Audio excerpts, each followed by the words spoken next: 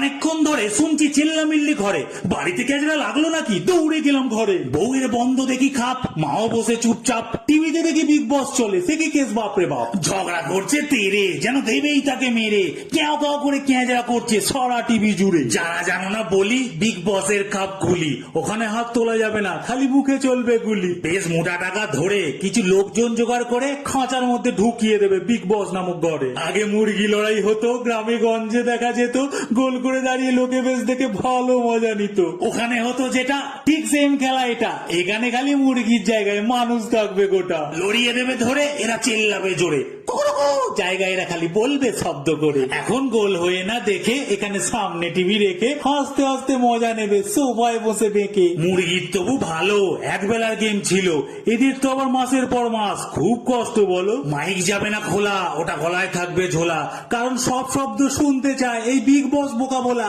ঝগড়া বাড়বে যত, লোক দেখবে তত, আমি তো বলি ঝগড়া বন্ধ করে মারপিট শুরু করো, তখন টিআরপি দেখবে কত। কথাটা লাগতে পারে বাসি, আমরা 8 থেকে 80, সেটা পাশের বাড়ি হোক কি টিভিতে, ঝগড়া কিন্তু দেখতে ভালোবাসি।